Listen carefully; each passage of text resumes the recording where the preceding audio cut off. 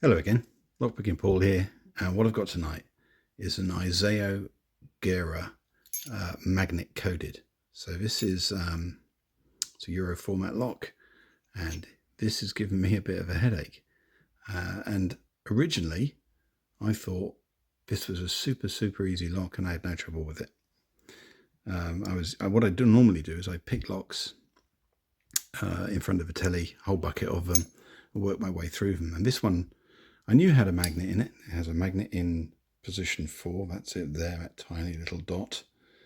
And I wasn't expecting an open, but I wanted to see what the feedback was like. And to my surprise, the lock opened right up. It was just dead easy. And I thought, that's very strange. Why isn't the magnet coming into play? And I dug up a video on the lock, and it was all in German, and I don't speak German. But it kind of looked like it was for key control. And I put it to one side, forgot about it, and then I thought, oh, you know what? I don't think that can be for key control. Why would you waste a pin on key control when it does nothing? And I sat there and I thought about how I was picking this. So I put it in a vise, tried to pick it a regular way, pins down like this, and it absolutely refused to open. So I flipped it back up that way, pins up, and it opened first time. And then I realized what was going on. There is the pin in slot 4 is effectively needs to be lifted to a zero lift position. And that's because in its natural state like this, it drops into the Bible because there is a dead pin in position 4, no spring underneath it. It's a bar actually. And that controls how far into that chamber that pin drops. And it's just low enough to stop the cylinder from turning. And then as the key gets pushed in, it lifts the pin up and clear of the shear line, and the lock will open. So really interesting. And so I have to thank Jason34 for sending me what is a really interesting lock. Now, how do you defeat that?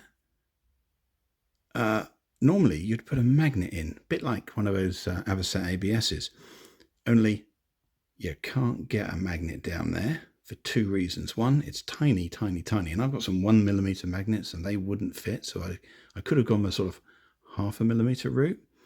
The problem with that is there's a lot inside this lock that is made of steel, and I tried with a magnetized, like a small piece of magnetized metal, and it just stuck to everything. I could not get it onto the magnet, so I needed another solution. And actually what I came up with I was really pleased about. I magnetized my pick tip. So I got this is a magnet from an old computer hard drive. It's very powerful. I just gave it a few rubs on the pick tip, not very much, but enough, if I can get it, but it will lift a paper clip, and if it lifts a paper clip, then it will lift a pin. And so what you do, you can't put tension on the lock. You've got to deal with the magnet pin first. So you put this in, rotate it down onto the key pin, and then rotate it upwards, lifting the pin, and then put the tension on, and that locks that pin in place, and then you can pick the rest of the pins like a regular lock. So that's not a technique I've seen anyone do yet. It's entirely new to me.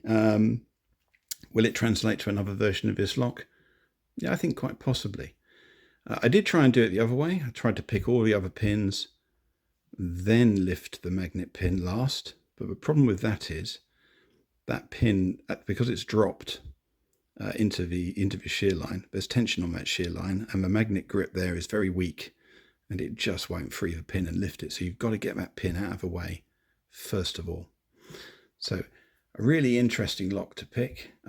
They do come in 2 forms. There is a pin tumbler version as well as the dimple, and I have seen someone pick the pin tumbler version. They did do the magnet lift thing after they'd picked the other pins, and they did it with a separate pick. They had a piece of feeler gauge, I think they'd cut to shape. But I'm pleased to have done it with a single tool. That is a bit new for me, and another technique that I can possibly draw on in the future.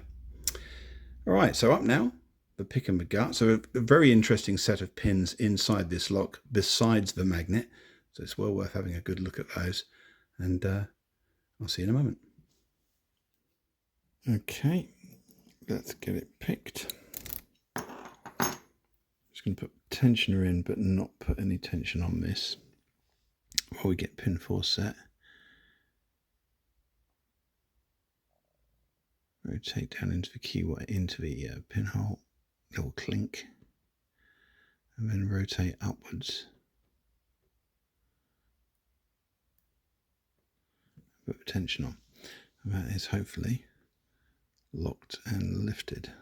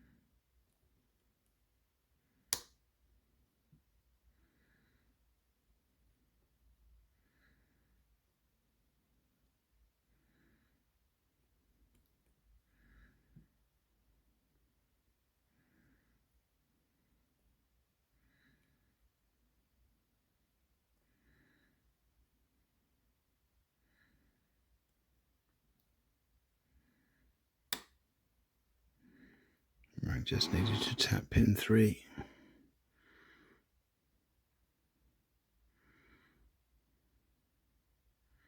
There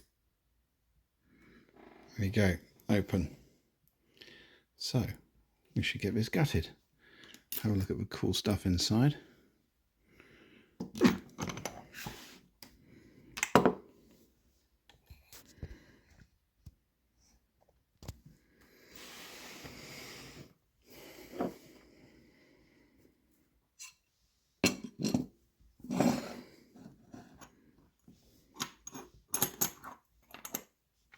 Gotta lock this back up because I will use the key.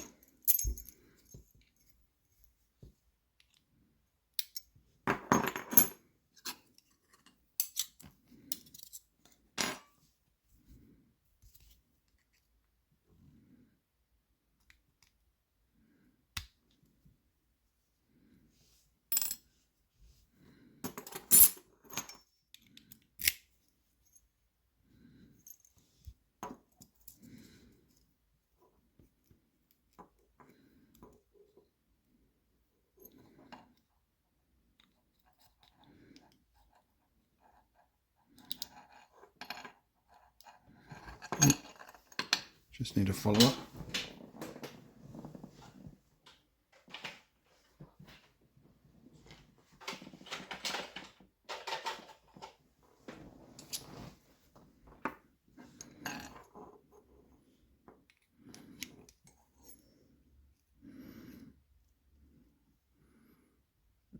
Right, there are the key pins.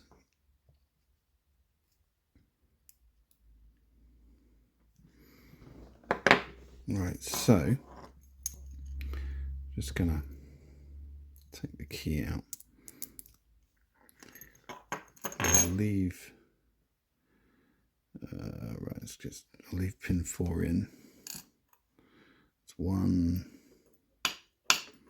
2, 3. Leave 4.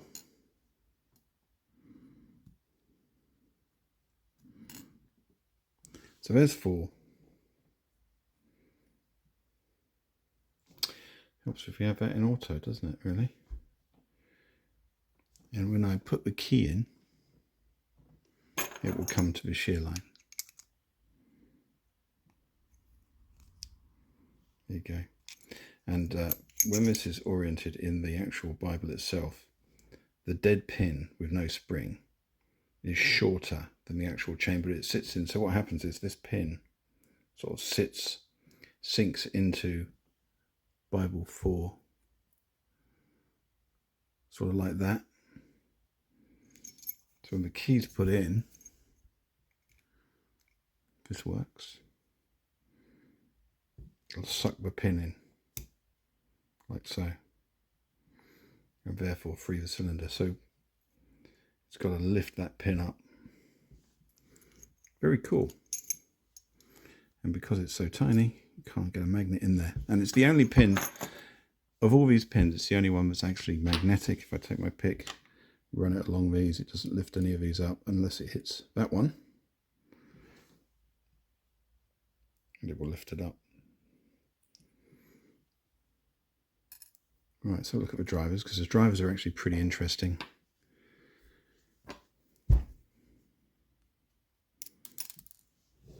When I don't fire them across the room, right, okay. All right, so what we've got here is I think it's an anti-bump arrangement. It's like a piston pin. Quite a cool pin actually, but it's a bit of a... Can we see that? Yeah, it's a piston arrangement. You have to set it a couple of times. It gives a big false set. Then that's got a much heavier duty spring. Big steel spring up the front of that one. And then we've got a long standard. That's got a copper spring underneath it. Oh, right, let's get rid of this shim.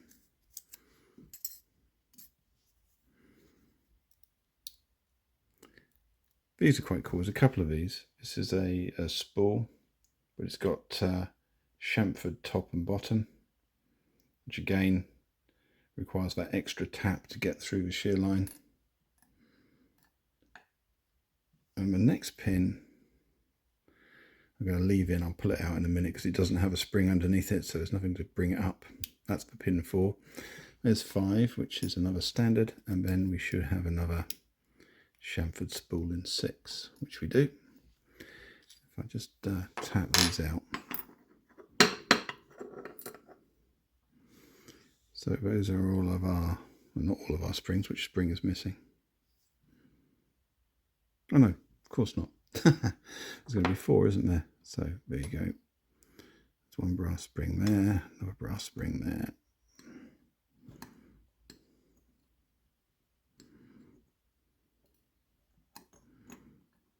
One there and one there. And this is the pin that occupies the 4th chamber. So that sits just below the shear line, and then the key pin drops on top of this. So if you've got this lock oriented the wrong way up, like that, and some locks in the UK do have them like this, it's effectively crossed out the security from this pin. Again, if you're picking the lock upside down, it's you're negating the security that gravity provides by having it this way up. Very interesting. So, and there's nothing else in the core here. There's no countermilling. There are some key control pins which are not in use, and that's it. So let's have a little close up. So what we'll do is we'll just tilt that down.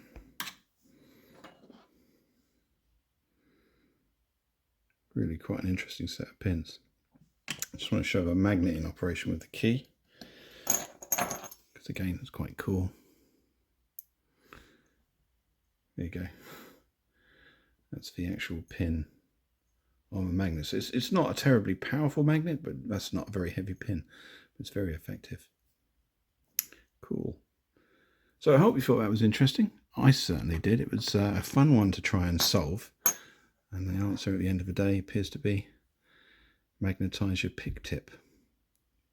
Bit of a fiddle, and you obviously have to do that pin first, because if you don't and you put tension on, that lip on the key pin catches in the chamber and you can't lift it.